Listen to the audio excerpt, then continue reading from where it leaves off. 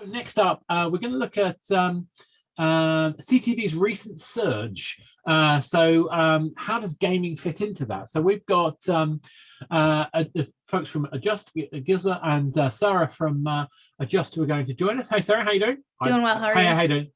I probably ruined Gijsbert's name. I apologise for that. So I'm terrible at pronunciations. My apologies. But yes, tell us all about the recent surge and how gaming fits in from your point of view. I will leave it to.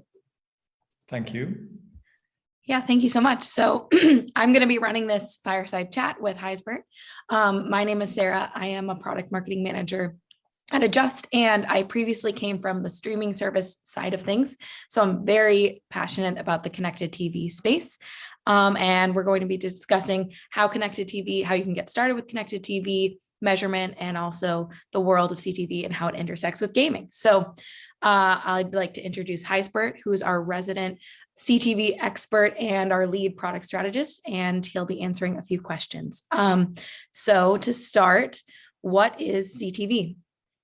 CTV stands for connected TV, and it's basically a device category. So it captures any TV device that is connected to the internet and uses the internet to deliver content.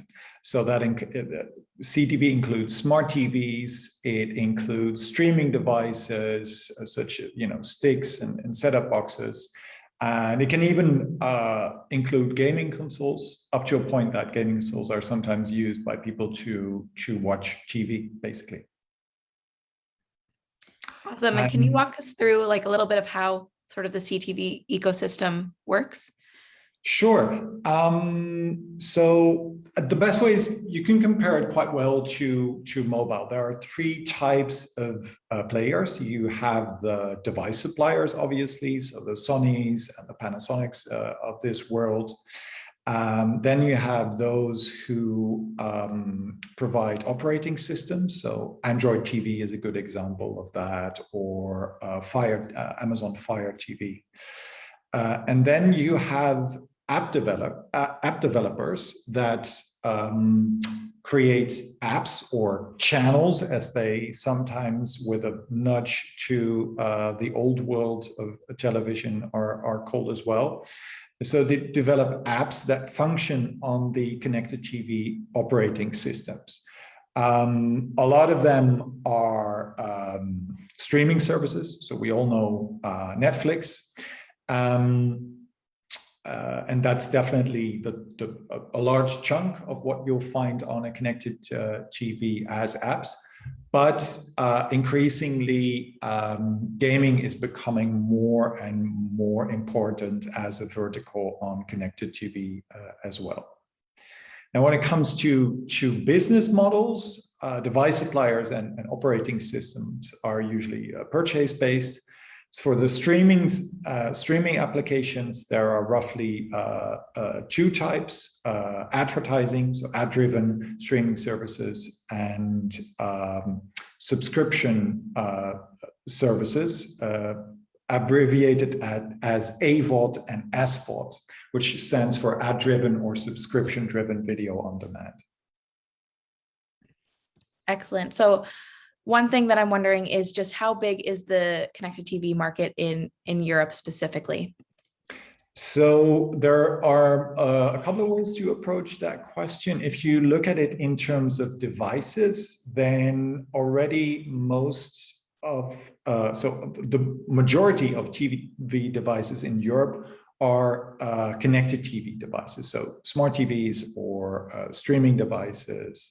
And we're coming from 12.1% in 2012. So this is quite rapidly eating up traditional TV devices. Now, the access to smart TV devices alone in European households is higher than in the US. So you can say that the devices are there. If you look at the consumption, if you look at the biggest European market, Germany, so the biggest consumer market, then 46% of all Germans stream daily. and 32% watch every week. So it's pretty big. And the recognition of that is that advertising money is moving there. According to Forrester, the ad budgets for connected TV grew by 21% in 2020, which is also slightly bigger than in the US.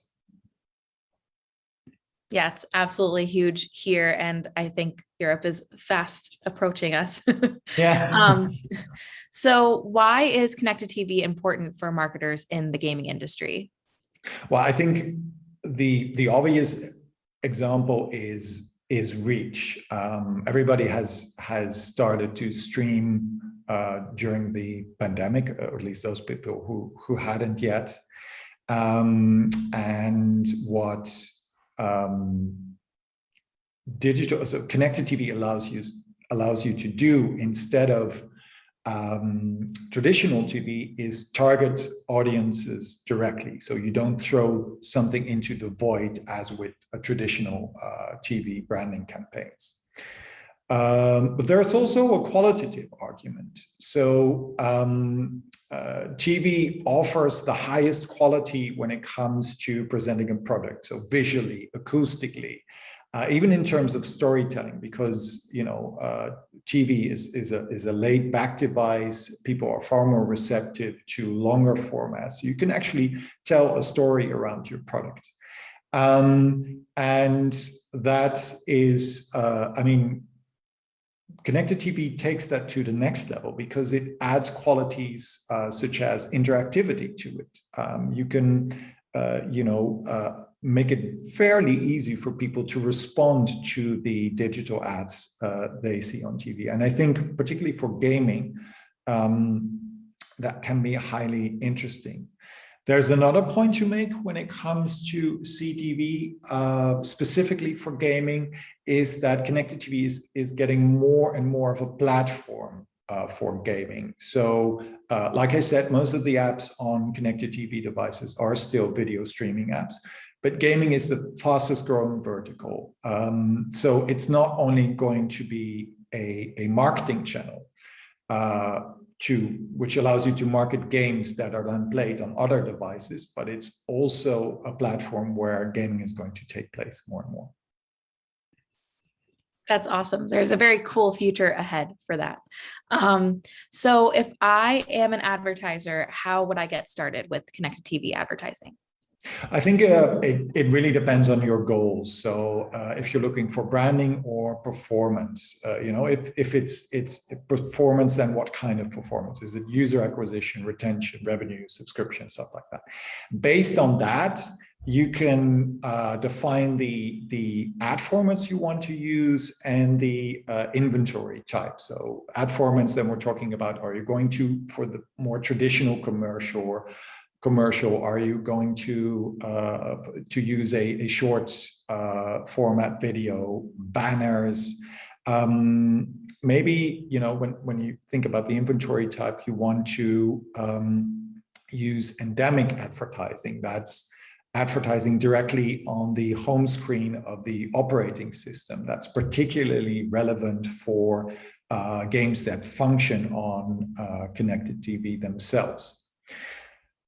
Once you've done that, it's a matter of finding the right inventory supplier. There you can follow the types of players I mentioned. You can go to the operating system. So Roku, Samsung, Android TV, they all have their own DSPs set up, which you can use to buy inventory. You can go to streaming services directly. In a European context, I think a company such as Join or DAZN are highly relevant. And then, or the other option would be go to a DSP offering connected TV inventory. And then you can think about Xandr or the Trade Desk that have positioned themselves very strongly when it comes to connected TV inventory. If you start, maybe that's the best option because the DSPs can offer you a lot of knowledge as well. But on the other hand, if you want to use endemic inventory, yeah, that's something that you can only find with within the operating system. So then you have to go to the suppliers of operating systems. Awesome. And this is something you've started to touch on, but I wanted to ask further. Can connected TV advertising be truly a performance channel? As we know, it's traditionally a brand channel. Yeah, well, ideally, it brings the best of both worlds together. So I think it will always remain a branding, so to say, it will always have branding and this branding effects because of the great opportunities for storytelling and things like that. But when it comes to performance, one phenomenon to keep in mind very strongly is dual screening. We've done research and we found that the vast majority of people, so it depends a bit on the country, but we're talking about dimensions of 85, 90%. The vast majority of people watches connected TV with their mobile phone at hand. And like I said, the connected TV is a laid back device like regular TV, but people act on their mobile phones. So when you inform them via an ad on connected TV, there's a very likely chance that they will take action on their mobile phone, and advertisers can stimulate this. And this is where performance comes in. So what you can do if you're promoting a mobile app, you can put a QR code in your connected TV ad, and you can allow people to scan the QR code on the TV screen and download your app immediately. Burger King already experimented with this, and I'm currently working with some of our gaming clients to do exactly the same things. Doesn't have to be a QR code. You can also think about voucher codes. You can think about push notification, and you can explore what's possible cooperating with particularly the operating systems, because they're starting to offer apps that allow you to turn your mobile phone into a remote control. So I think it's a very good time to start experimenting with that, and it's going to be interesting to see what comes out of that.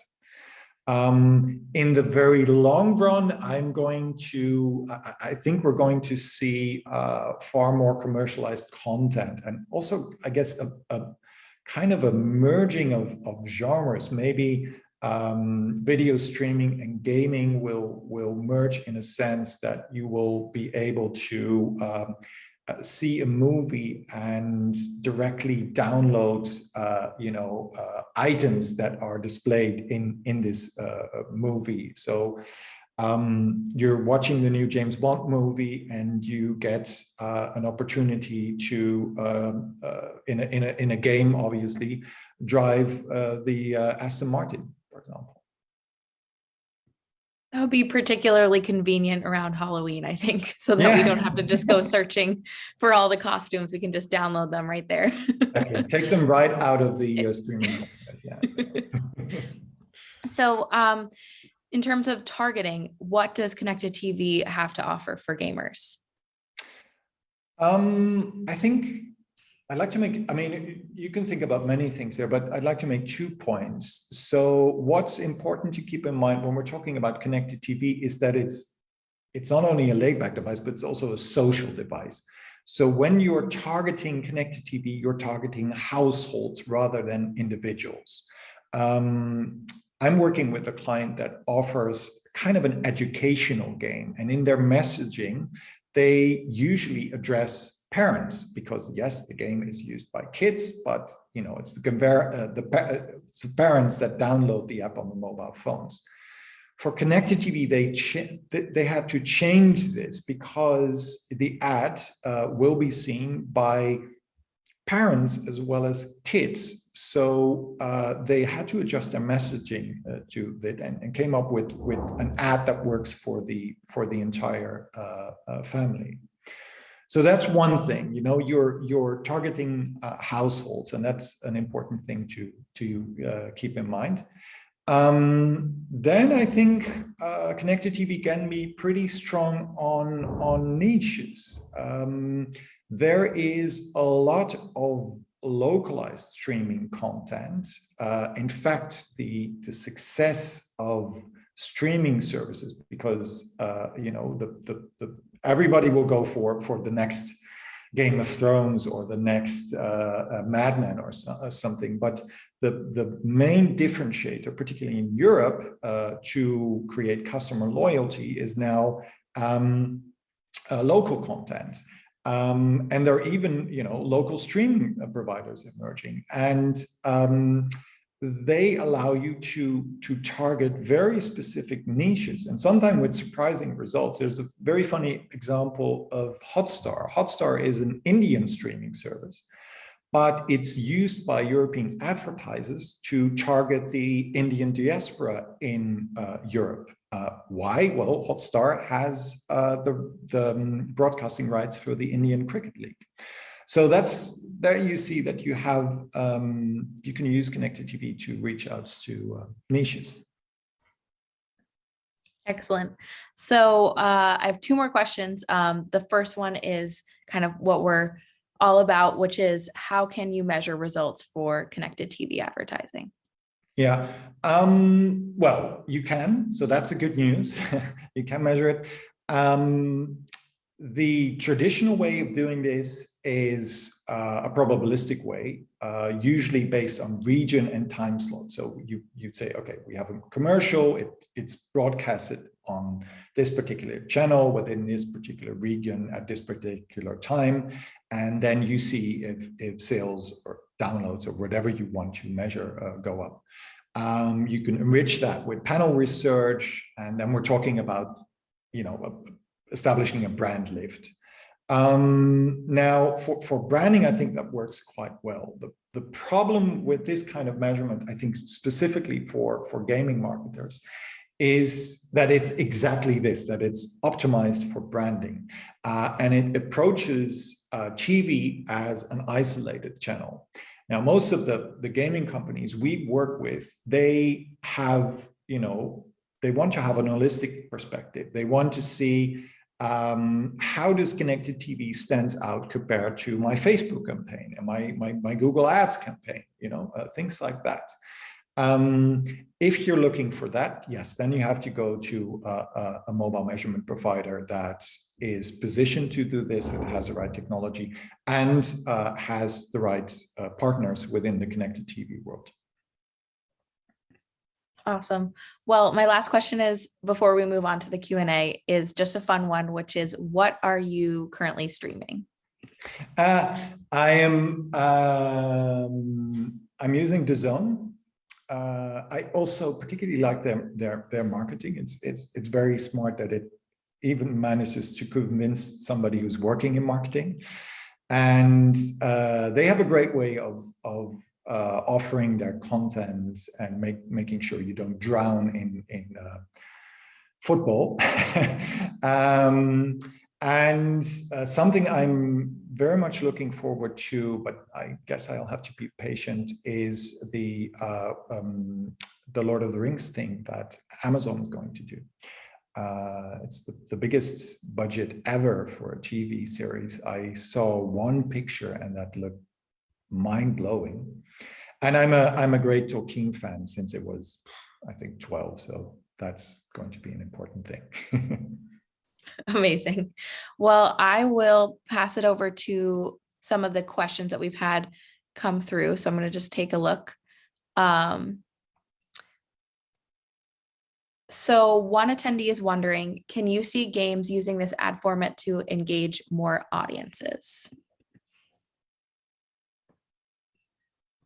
I'm not quite sure what ad format referring to, probably the one with the QR code. Yes, I think so. I think you can do this and reach out to people if you get the right, if you get your targeting right.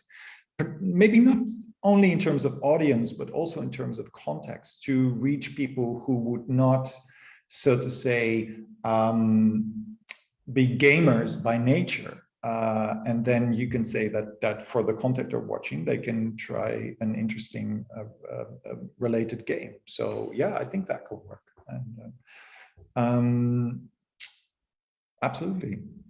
Awesome. So we've got another question that says, do you feel that these ads are disruptive, or are they going to be more effective on younger generations than others? Which I think is an interesting one. I guess it can cut both ways, and there will always be disruptive ads. However, I think connected TV does have the possibility to make advertising less disruptive. The most elegant example of this I've seen so far was an ad on Hulu that appeared when you hit the pause button. So you're streaming whatever you're streaming and you hit the pause button, and then you get an ad. And you can make this super contextual, again, in relation to whatever the people are watching. Here you can think of, well, if somebody's watching a fantasy show, you can, immediately throw in fantasy games there. But I actually saw the opposite. It was contextual in a way that it related to the pause, because it was an ad for toilet paper. Now, I mean, the pause button, it's because of the bathroom visit. And that is, I think, where you can make advertising far less of an interruption of what people are actually doing on their devices. Definitely. So one question we have come in through that says, can you see indie companies using CTV, or will you need a large platform and backing to get involved? Which I think is something we've been exploring a bit. Yeah, that really depends. I think if you look at the, so to say, the really big streaming companies, then it might be too expensive because CPMs are relatively high. But if you find the right niche, and I think some of the DSPs might actually be able to help you doing that, so DSP like Xandr, then it can work. But it's something that, in all honesty, needs to be explored a little bit more, because yeah, that is, I can't be too sure about that yet. Definitely still a lot more to explore. So we've got one question about VR. The question says, we've seen shows like Bandersnatch do so well. Can you see interactive TV entering the realms of VR and having ads being interactive as well? Well, the CEO of Roku, which is the biggest supplier of connected TV in the US, said, we're not going to do interactivity for now, with one exception, advertising. So I guess that's a bit of an answer. But I hope so. And I actually hope that they will change their minds, and TV shows are going to be much more interactive as well. And I think that, again, that will blur the lines between gaming and video streaming at one point. Yeah, absolutely. And that kind of goes into this other question that we have here, which is, at what point does CTV cross over into other mediums and platforms? Does it include mobile and potentially other devices as game consoles, which I think you were getting into in our talk as well? Well, I mean, if you think about dual screening, then I guess we're already quite close to the point where the mobile device is part of the TV experience. And if you also consider that we're reaching a point where even your refrigerator is connected to the internet, yes, then we're going to much more integration. Maybe at one point, some fantasy animal will jump out of your refrigerator or something. I don't know, but it's absolutely. So one question that's kind of interesting that I don't think we have a great answer for yet, but I'll ask anyways, which is, are you working with any TV shows currently that you can talk about and how they are incorporating CTV? That's just a really interesting avenue. It is our, how shall I put this? our core client base are mobile app marketers. So, but yes, we're moving deeper and deeper into the connected TV space because our clients are demanding this. And I think we're not very far from that point anymore. All right. Well, I think I've got most of the questions. Let me just take another look. One question just about if IDFA changes have affected the CTV market at all, or is it still a free-for-all market is the question. It's still a free-for-all market. Yeah. I mean, it depends a bit on the kind of measurement you apply, but particularly if you think about what we said about direct response, then we're in the zone where there is clear client engagement, and it also is relatively easy to build in a good consent management. So awesome. Oh, we've got another question. So what are you really excited about? What are you really excited to happen in the next year within the CTV realm? I already mentioned Lord of the Rings, so I can't mention that again, but that's also more content-wise. So something I personally look forward to, in my professional life is, and something I really like to do is supporting our clients with new ad formats. And I really enjoyed this pause thing, this pause ad format. I love it to work with clients that are experimenting with direct response and are trying to find inventive ways to dig into this dual screening phenomenon. And I think, I mean, Burger King already did it, which is a great way to know that has reached the mainstream.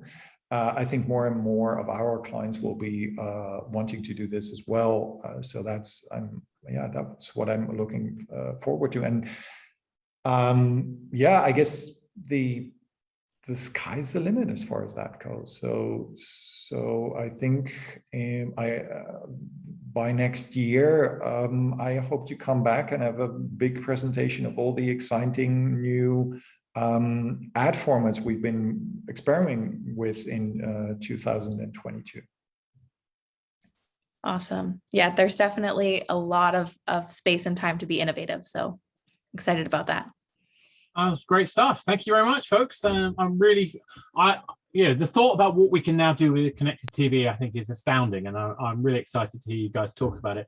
I know that it's this area I've been thinking about since about 2000, when we first started working with the Open, which was Sky's digital experiments back in the early noughties, and we were trying to look at how you could connect mobile experience to that. Something that never happened back then.